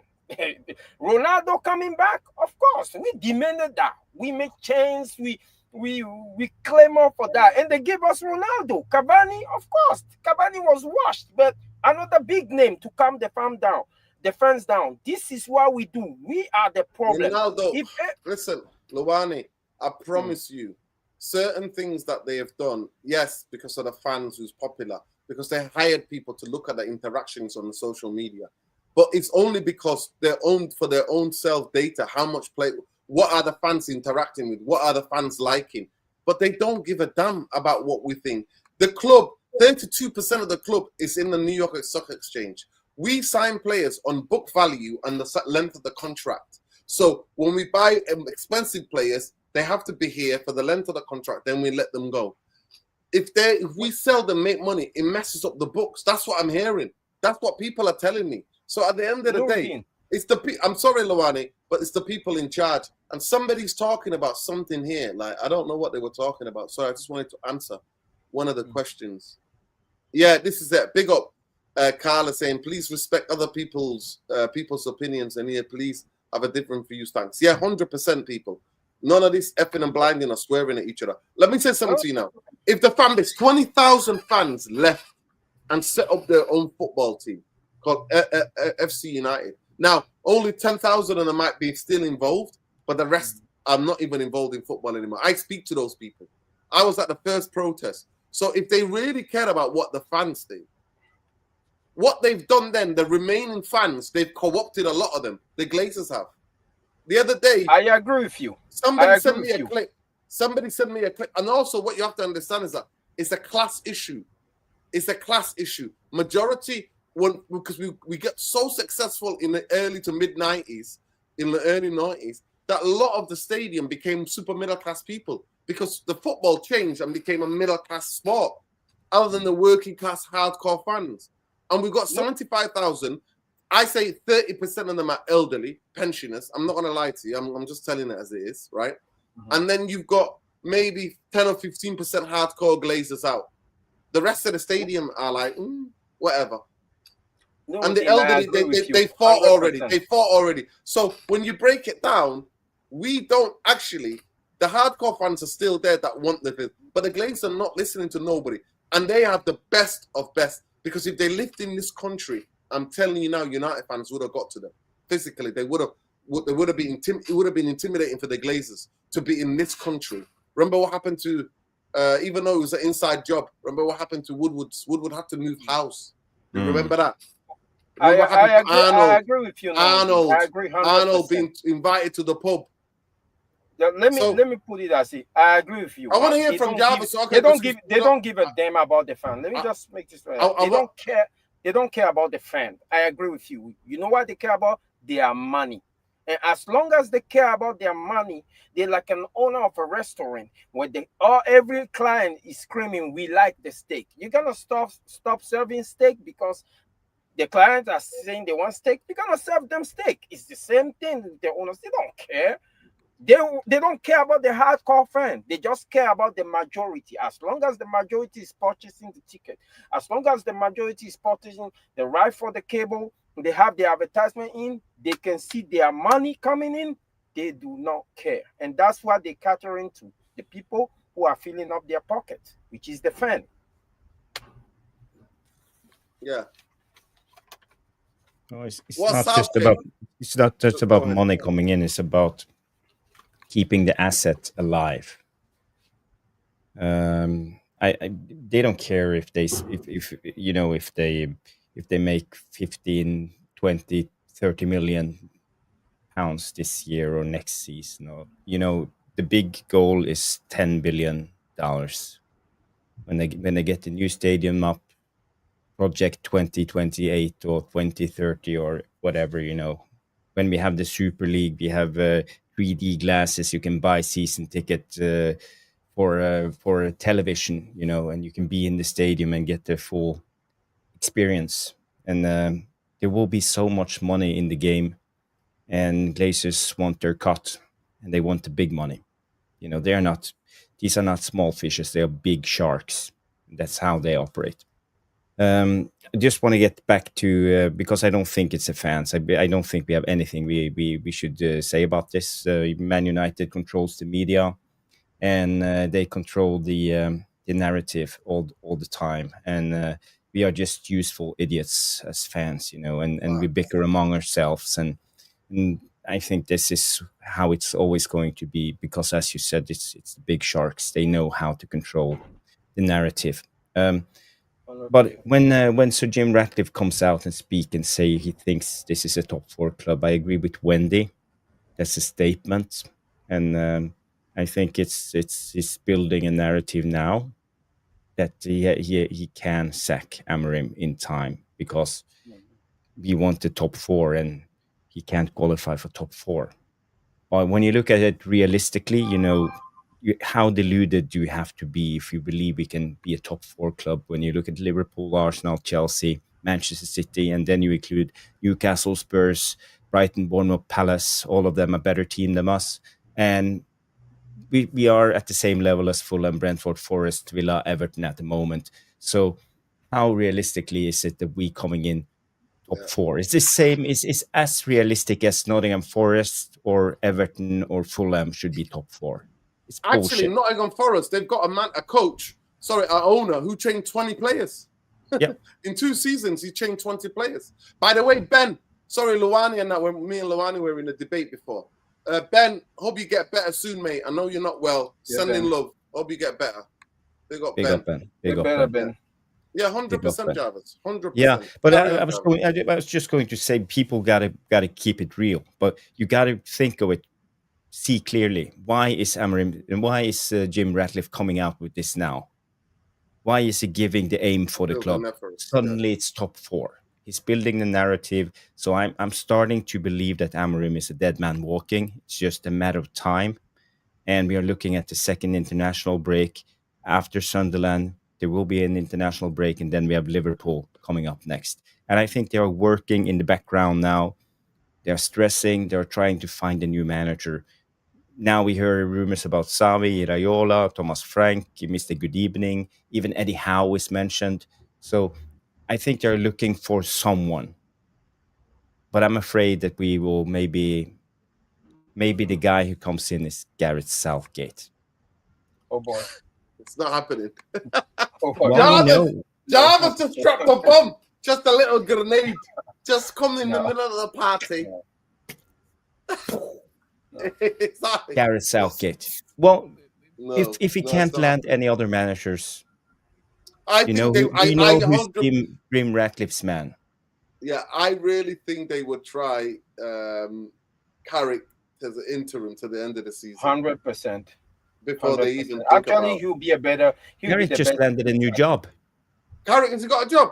Yeah, I think he came out. Was it yesterday night or today? Oh, okay. I thought he was still unemployed. Where's? Let me check. Let me check. Carrick. Check X if you can find it. But I think he's employed now. So, well, we have McKenna. Maybe he's around. No, no, McKenna. Maybe Rude will come back. No, I don't think so.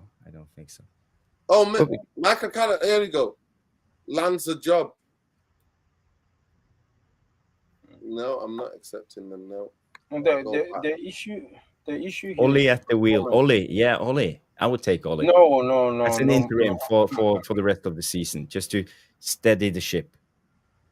And then get Iraola, who's out of contract next season, and bring him in. Yeah. But do we accept another write-off season? Do you accept to write off another season? No, I'm not accepting that. I'm sick of that shit. No, I'm not fucking accepting that shit. No. What is the alternative? Oh, We don't have he's any found a choice. job. Jarvis, he's found a job Okay. as the pundit on Prime Video. Oh, okay. Yeah, I just read the headline. His job. Yeah. Yeah, Carrick will be the best fit because at least after his stint as an interim manager, he went into managing, and even though he didn't do well, I think that will give him enough learning experience, at least to come take the club as an interim to the end of the season. He's the best fit in my opinion, and then at the end of the season, we make a decision. But we cannot keep going the course that we are because we are not only mentally. I don't think the players are okay. We are hemorrhaging negative stats everywhere. It's not just about the results. Everywhere you look on the stat sheet, we're not doing well. So, But do you know the cycle? We hire a Dutch manager, we hire a Portuguese manager, and then we hire a club legend. That's the There you cycle. go. Van Gaal, Mourinho, Oli. Rude's out And the now way. we had Ten Hag, Amorim, and then a club legend. Rude. yeah, Rude. yeah, Roy Keane, I agree. Gary It's Neville, a Scholes. cycle. It's a cycle, but the only difference between us and the other teams that do a cycle as well, if you go to Chelsea, they go to as much as coach. The only difference is they win and we don't. So we can criticize the process as much as we want, but the same thing is happening everywhere. People are switching coach, except for Arteta, who is the longest coach tenure in the Premier League, I'll say. But Arteta, he earned his spot. Even if he's finishing second, they still consistent performance. They challenging every year. So we can the cycle that I'm worried about is the players. We every year we keep saying that the same players, but the reality is that it's not the same players. We spend in 2 years we spend more than 200 plus million. We bring in new addition from It's the the same player. last We year have of Ten Maguire, Hag. Delop, Shaw, Bruno, Casemiro, Mount. It's been the same players since Ole. A lot of these players. Well, we cannot count Casemiro and Casemiro, Bruno, and Mason Mountain and Maguire. Sure, I agree with you, but we brought in more players than they transferring the old players since Ole over. In the past 2 years, we brought in more players, at least 7 or 8 players. So this should be able to attenuate for the fact that we have maybe 4 or 5 players coming from the old regime. But especially this year, that Amorim was able to get rid of a core of Rashford, especially Garnacho, the bad vibe. He said, "Now watch Garnacho. I'm not even a fan of his, but watch him perform under a new regime, maybe under a new system, and he's being deployed differently. All those are signal for us. It's not sometimes." I don't even think it's Amorim's fault. I don't think it's his tactics fault. I No, think no, at no. this It's not point, Amorim's fault. He didn't. yeah, He didn't hire at this himself. yeah, at this point, I think it's just a clash of personality. His personality does not fit with the ethos of this club. In order to manage Manchester United, of course, you have to be able to stand alone as a manager. But you have to the genius of Fergie is also to recognize each player for what they are in terms of their mental makeup. Like you say, some things you can say to Nani, he cannot say the same thing to Ronaldo or uh, or Rooney. But here we have Amorim that's painting every player in the same brush. Casemiro start today, and then a few weeks later he fall out of favor. Now he's the main man, and now he's back on the bench. What's going on? It's too inconsistent. He, you can't be doing that as a coach. You can stand on your principle all day long. That's fine, but when it comes to personalities that you're dealing with in the locker room, these guys are grown ass men. They have families. They earning money. If you want to disrespect them, you have to give them a valid reason. If they're sitting on the bench and watching the people who are on the pitch, who are your loyal soldiers that are not performing week in, week out, this is a clear case of favoritism. That's something that break up the locker room. So Well, we talked about favoritism yesterday on Jarvis's corner, and we are aware that players have in their contract that they have to start. That's one of the things they negotiate. So if you sign a big contract, you sign that you will be a regular starter if you are fit. We know this with Bruno, with Rashford, even with Maguire in his first contract. guys, I agree with all of I you think guys. that's I, the I agree reality. with all of you. I agree with all of you. The issue that I have here is that Jim Radcliffe and the Glazer, I agree that they thieves. They're sifting money out of the club. But I want a manager that can expose them. Only a good manager can expose them. Amorim they are hiding behind Amorim's imperfection. So is so we can get to them because what Amorim is doing is so blatantly wrong that we have to look at him first. But once Amorim is out of the way, if you bring a good manager, and if this team is overperforming, if it's true that the team is not good enough, there is a certain level above which the team will not go, even if the team is performing to its best. At that point, we know that, hey, you know what? We need to look at the board. They need to bring in better players. They need to do a better job of supporting the manager. But at least let's get the player to play to their level first. And then we can Yeah. look at that later. Yeah, listen, at the end of the day, I just see it how this club is in trouble, and tomorrow we'll find out what's happening. People, we've not reached 300 likes yet.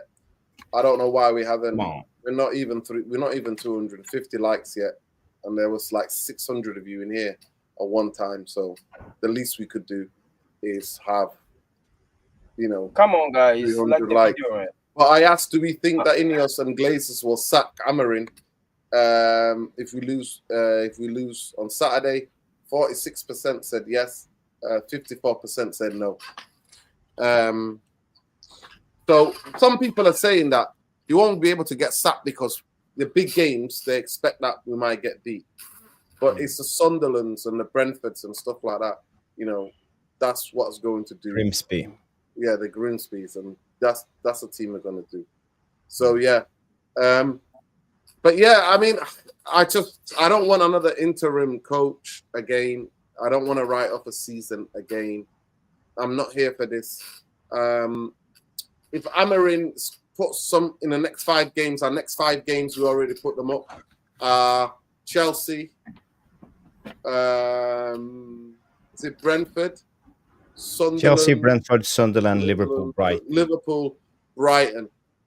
Yeah, so Chelsea, Brentford, Sunderland, Liverpool, Brighton. That's our next 5 games. And we said if you get 3 wins and maybe a draw, that's 10 points. By the time then we get there, maybe in January they'll try to get some midfielder in with legs or something. Maybe. But I don't see it. And a lot of people are concussed about what they want. So Ben, big up Ben. He's at home. He's got a bad cold. That's why he's not on here tonight. But someone like Ben is saying he's so traumatized by United getting overloaded in midfield. He's telling us that he doesn't want Areola. He wants a coach that plays 4-3-3 because he thinks that's going to save us. I'm so traumatized that I don't want any coach from abroad. I don't want any coach coming from anywhere. I want Prem proven. Some coach that knows about the Prem, knows about the physicality, knows about what's needed. But then if that coach comes in, and let's just say they get rid of Amarin, right? Amarin's not changing, he's not adapting, he's not doing the tweaks that he needs to make, and they get rid of him. But then whatever happens if they don't back that coach and get him the players that he needs to tighten things up? What happens then? And then also, by the way, there are talks that Casemiro might be getting a new contract. Harry Maguire might be getting a new contract. No. I'm telling you. No. If you don't know who will be the next manager yet, you don't give any player a new contract. You got to know what's coming in. Are we playing a 3-4-3? Are we playing a 4-3-3? Are we playing a 4-2-3-1, 4-4-2, 4-5-1? I don't know. But, we have to wait and see what the new manager bring, if we bring a new manager, or we have to back Amarim full-heartedly. And I think this is where Ineos has done wrong. They haven't backed him full-heartedly. I think Amarim was I think they tricked him, or he wouldn't have hold that speech after the last game. They lied to him because he said the good times are coming. He was convinced. He's a good speaker, but he would never say this if he knew the window we were having. Okay, we were getting rid of a lot of players, but the signings came in too little, too late, and we still lack a midfielder or 2. And you can even say we maybe should have signed a centre back and a wing back. I said it, Jarvis. Remember how many times I said we need to sign a centre out? I said the late injury prone, Luke Martinez injury prone. I said we needed to sign a centre back that can actually play the system. I said that guy was Asensio from one of the centre backs from who at least can play that system, can bring the ball out, that's got really good recovery. I broke it down. We needed a right wing back. We needed a centre half. We needed 2 midfielders, I said. 2 midfielders. Yeah. That's what I said. No, we haven't talked about Ahmad, because Ahmad has had a terrible season at right wing back. I have to be honest. I love Ahmad as a player, but he's giving the ball away a lot. The second season syndrome, again, when you started playing regularly. We have seen this with all of these young players when they come through. You can't trust them to lead the team and be a regular starter. You have to bring in someone who can actually lead the line, and we could play Ahmad in certain games. And So I think they didn't back Amorim properly. He needed And proper backing. 100%. Yeah, That's what I said. but You can't be half pregnant. But Yeah. big up, Tammy. yeah, This is what we said. Every coach, every manager that's come to Manchester United has been lied to, especially during transfer window. The only guy that actually was given a lot of the reins and was in charge for players that he bought was Ten Hag. But even his players came in late. It was panic Right. yeah, signings but in the last Well, window. panic signings. Yeah. this is Casemiro, where I always Anthony. Yeah. this is where I always see we are all grown, right? If you Amorim came from Portugal, he didn't come here alone. He have a whole team with him. Now, for you to be able to drag people who are loyal to you, drag them out of their job with their families, and come assist you in a job that is Manchester United. I mean, you changing their life in a certain way. You have to have certain guarantees on paper. So every time something goes wrong, we can't just say that he's been lied to like a child that's been lied to by his dad about chocolate or something. No, No. he have to No. have certain guarantee, especially that managers that precede him have the same issue. One of them being Portuguese. He cannot say that he have not been advised of what really happened at this club. He still chose to come here. So I promise you that Yeah, if he because of didn't have ego. certain insurances, Because of ego. then You that think is you're the on next him. big guy, but you That think that is on you're going to him be the because guy to if bring your this club back from the if your doldrums. ego, Nudin, if your ego, Nudin, you have your friends, right? Are you gonna base your ego, just base yourself on your ego and put all your friends' life at risk and bring them into a situation that you do not control? Come on. Look at the people who are standing behind him on the touchline, helping him with the tactic, his coaching staff. All their life depend on him. Those are the things that I look at, and he struck me a little bit of. He's a little narcissistic. He's supposed to look at the bigger picture, the players that are under his tutorial, the management team that came with him, that believe in him, and the only thing people are telling him is tweak something to make things better, and he said no, I stand on my principle. What are your principle if you burn the whole place to ash? People are going to lose their jobs. Some of them some of them you've been working with for years. There's a certain level of selfishness that come with us that I do not agree with. Now, when it comes to what Sir Jim Ratcliffe said, clearly he's on a collision course with Amorim. And the only thing standing between him and Amorim is Omar Berrada. That's what Jarvis said is true. He's just preparing to sack him with that statement. Yeah. Jarvis, sorry, Amorim just repeats what he's told to say. 1 minute he says it's going to be very tough. Next minute, the good times are coming. Yeah, maybe they it's lied just to him. an I'm telling you. Ineos case. Remember Bruno? I don't know. Listen, do you know how I know? Listen, let me remind you people, because I was paying a lot of attention. I was watching every presser. I was listening to every interview during the preseason. Remember, after the Leeds we played in Sweden, he said, "I need more legs in midfield." He said, "We lack physicality in midfield." That was how many weeks before the window closed? That was a long time before the window closed. Then do you remember, I think after we played Everton in the last preseason game abroad, no, when we played Fiorentina, the last final preseason before the season started, what did Bruno say on the football pitch? That the people who run the club need to help us. They need to get people in. Remember that? Remember he said that. So, yes, they've been talking. United need help. They need more. So, at the end of the day, everybody and their nan can see what we need. We know more than Amorim about this football club. And yes, Luane, I agree with you. But to be that top coach, slightly narcissistic, you have to be egomaniac something to be this kind of a coach. You have to think you can do it. You have to believe in it, even if it's delusional. But Manchester United is a commercial football club. And the commercial things and the money comes first before anything else. That's why now we've got this new project. I don't know if both of you heard of the new project, Luane. It's called... You don't have to believe in it, you have to earn it. No, let me finish. You have to earn it. Listen, they are marketing a new project We had Project 2028. Now we've got Project 90. Do you know what Project 90 is, Luani? What the hell is that? Project 90 is that Manchester United every season have to bring in £90 million into the football club. Okay. From where? From the commercial revenue or from the Glazers? Commercial revenue, whatever it is, selling players, whatever it is. This year they've done it. They bought in 90 million. Okay. Yeah. Okay.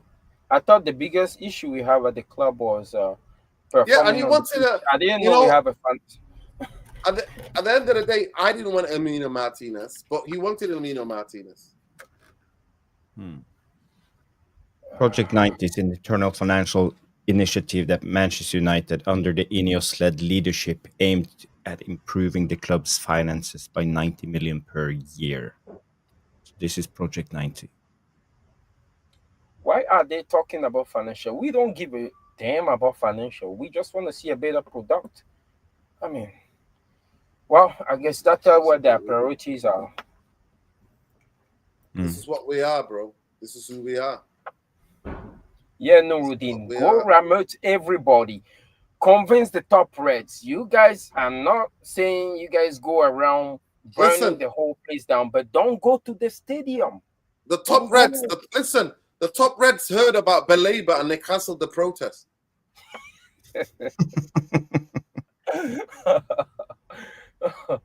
Oh, the Glazers. They know the fan base way too well. They know what button to push. And I'm sorry, we're not a real fan base. We're not. I know the international fans are also part of the problem, regardless of what happened. We'll buy the right to watch Manchester United. We'll put more money into the Glazer pocket, and if we ever come to town, yes, we'll visit the superstore and buy the merchandise. I know we all part of the same problem, but an action can be louder than any word, and that action will be if the local fan, the so-called hardcore fan, the so-called top red decided that Stratford end will be empty. That Stratford end will not be full until the Glazers decide to sell the club, and that will be a bigger statement than anything else. I believe that. Big up Dan Rogers says, Project 90, bring 90 million per year, bring Southgate and sell the waistcoats at the merch store.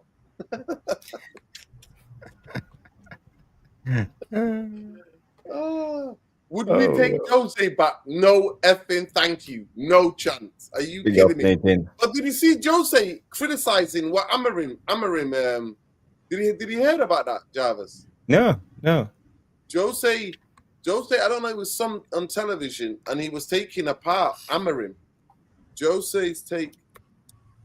Okay, anybody can say anything when they are outside the storm. Amorim is the one inside the storm, and the storm is not passing regardless of what he says. So Jose can relax. He's in retirement. He just got sacked. So if anybody, I know he earned his title and everything, but it's always easy to speak when you're outside, when you're in the outside. So I think was Stu who told me yesterday what Mourinho has earned 90 million pounds in his manager career, and 60 million of those money came from being sacked. Yeah. So I ain't saying that he's a gold digger, but incredible. He definitely not listening to no broke. Well, that's why you got to pick up him and his agent, innit? That's why I always say you pick up his agent. He got 25 million, I think, from Chelsea. Sacked him twice. Remember. He got about, I think, 30-something million, nearly 40 million out of Chelsea. Maybe that's the same playbook that Amorim is trying to use. He's trying to get sacked. But no, just kidding, though. I believe. To be fair to Amorim, one thing I would say, Amorim did say he'll go without being paid any money. No, he won't. He won't do it. He won't do it. But he said that, though. But he said that. It's 12 million pounds. No, he won't do it. Nobody works on that amount of money. No, and he still, like I say, he have his friend, people that he know he's been working with him for a long time, who are loyal to him. He still needs to make sure that they covered if something happened, because he dragged them in this thing in the first place. So he struck me as somebody who's a very he's very conscientious in terms of how people perceive him. So he's going to make sure that his people are set. He's not going to work on that money, I swear. I promise you that. By the way, I don't think they're paying it. So how much they have to pay him now? Because he's only done 10 months in it and they gave him 2.5-year contract. Yeah.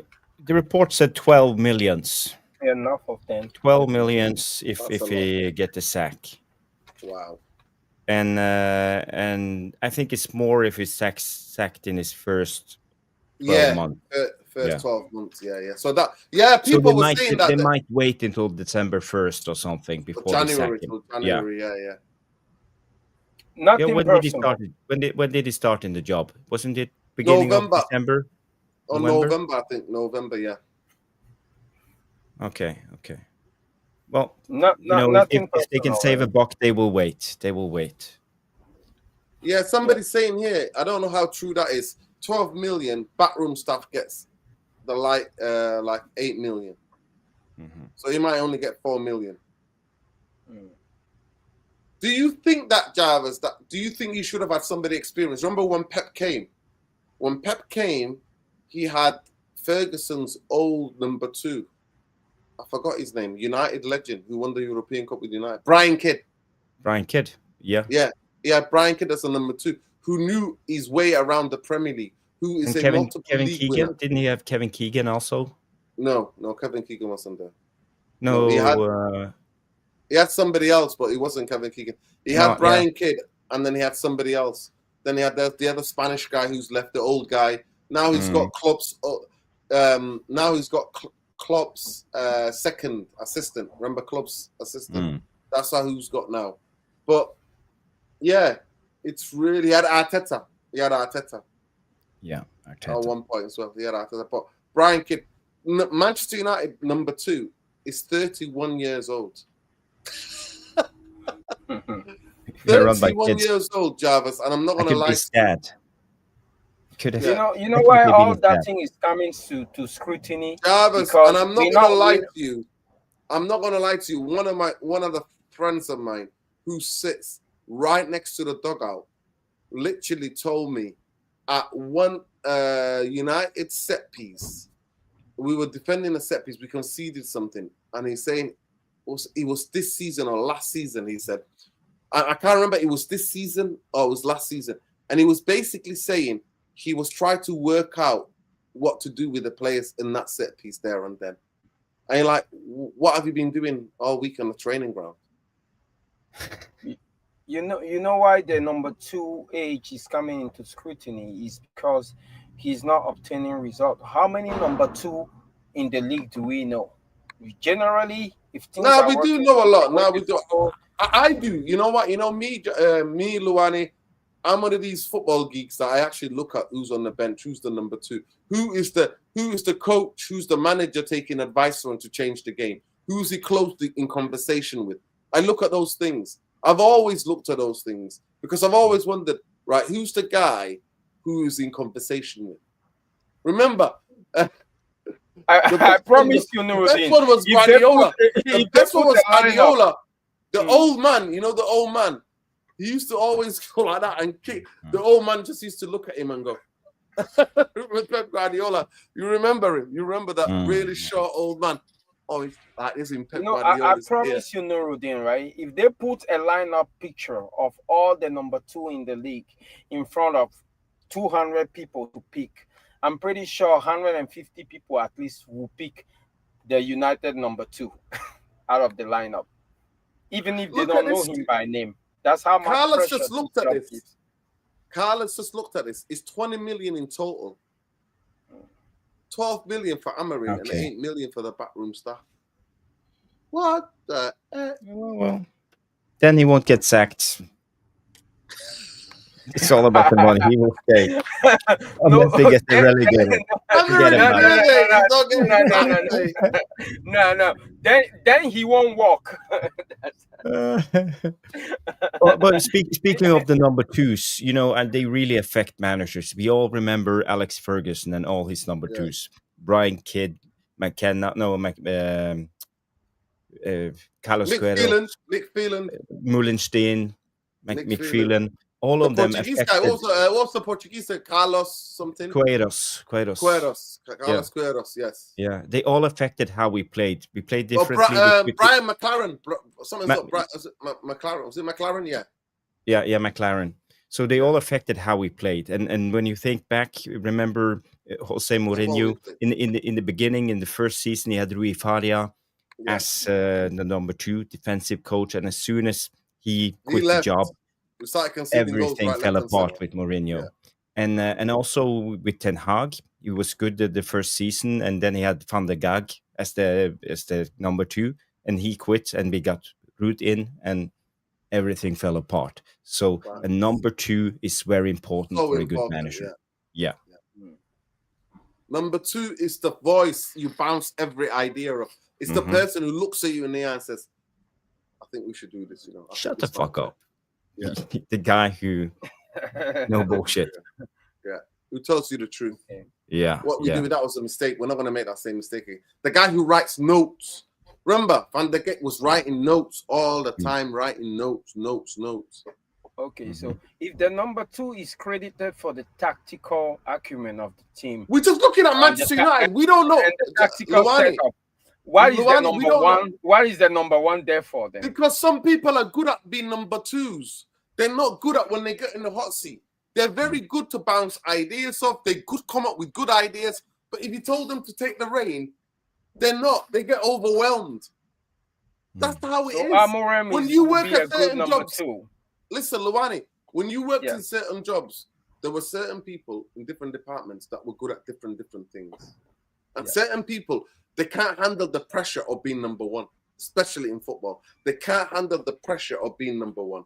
But as a number 2, they come with specific things. Like Steve McLaren was incredible. Without Steve McLaren went to the US, he studied a lot of the US sports, and he came back with lots of different techniques and lots of different ways of improving, that potential to improve. We won the treble, but obviously that team was also peaking.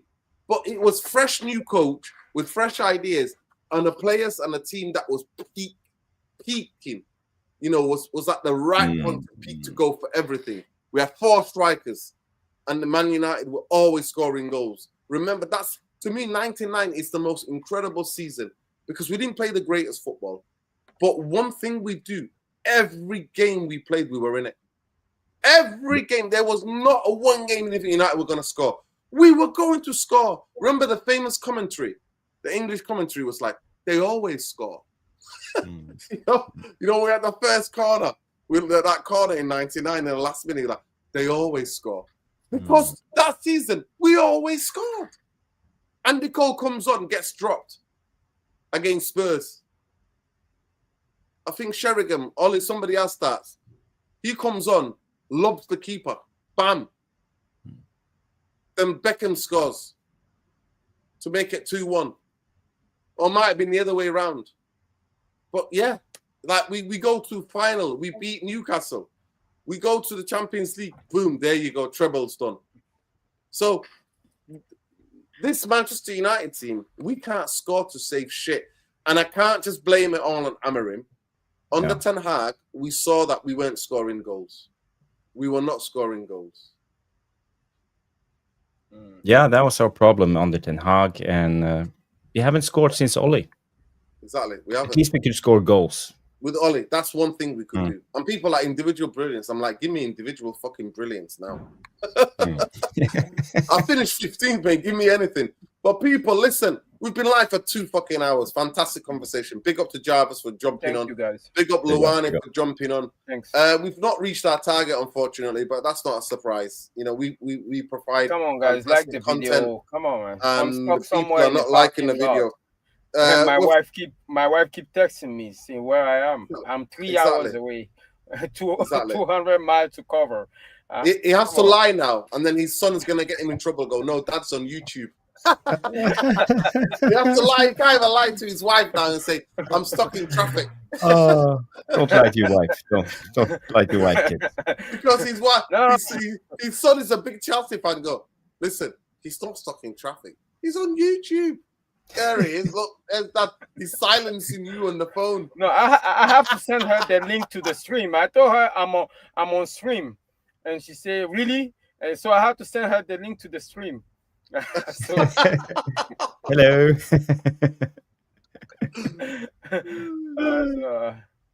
You're funny. Thanks for bringing me. It's always good to have a good conversation with you guys. At least there's a difference of opinion, but at least everybody elaborate their opinion in a certain way that is understandable. But I think we've reached the end of the road. I just think we're very unlucky as a club.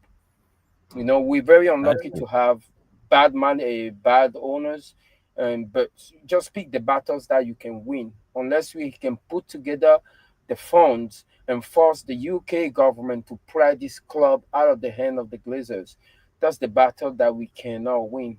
Unless we can empty out the stadium and hurt them financially and scare the shit out of them, that's the battle we can win. So I rather focus on the battles that we can win, which is continue the cycle. I don't have anything personal against Amorim, but underachieving means he have to go. It's just the norm these days. Yeah. Big up. That's it. Luan, his wife is texting him as we speak right now. But people, please make sure you go and subscribe to Tactical Devils. Jarvis Cocker, Bowley77, BOLE77. Make sure you follow him on X and on YouTube, Tactical Devils. Like I said, the best YouTube Manchester United show, Monday nights, 9 o'clock, Jarvis Corner, breakdown, tactical show. Really fascinating insights about people who really played football and people who analyze, who are geeks of football. So check it out. Brilliant show last night. Make sure you follow Luani and Malawan Luani 1979 on X. Hopefully he will be doing a trucker. I'm trying to persuade him to be a trucker, United trucker in the States. United trucker. The name is there, United trucker. Just have a little camera, when you're on road. 5 minutes. You're not doing 5 minutes. Just 5 minutes of content about your points of views. There's TikTok. Look, I can come here on stream here, and when you say free Palestine, I can plead plausible deniability. That's fine. But if I start a channel, and I say something, ICE might come for me. So I'm still worried about my back. Okay, big up to you. Take it easy. Take it easy. The crazy place over there, man. Crazy everywhere. Crazy place. Crazy everywhere, man. Big up. Listen, but yeah, like I said, Jarvis Cocker, Tactical Devils. Make sure you check. Let's get Tactical Devils to 5K, people. Let's do it. Hurry up. Fantastic content. Luani, Manuel Luani, 1979 on X. Thanks, guys. Make sure you check out Ben as well. He's Elmore39 on X and Elmore20 on Twitch. Make sure you check out Sean, how we see things at Sean Thomas. He's traveling for work, so he's not available, but he'll be back in a week or two. Make sure you check him. Make sure you check out Black Rain as well. Less so Black Rain on X. Black Rain on X. Yeah. So go and check these people out. Free Palestine, free Lebanon, free the Congo, free Sudan, free all the people that are struggling worldwide, man. Free everybody. Syria, Sudan. You know what I mean? Iraq, Lebanon. Yeah. It's the way it is, man. We stand with those people who are oppressed globally, 100%. Locally, nationally. We stand with everybody who's oppressed, and everybody's welcome in here. Love is the answer. But F the Glazers, F Ineos. If you want to be down with them, then F you too, man. It's simple as that. Simple as that. We keep it 100% on this channel. It's real, it's red, it's raw, and we don't pull the punches. So, good night, people. Look after each other. And safe journey, Luani. Jarvis, big up to you. And yeah, gosh. I'm big looking up, at guys. the games in the Champions League, and I'm like, nah, thank God we were not there. We're so crap. And people, after the show, go in the non-live section and tell me how many points do you think Man United will take in the next 5 games? Chelsea, Brentford, Sunderland, Liverpool, and Brighton. Is it 9? Is it 10? Is it 3? Is it 15? Give us your comments. Yes. There you go. Good night, people.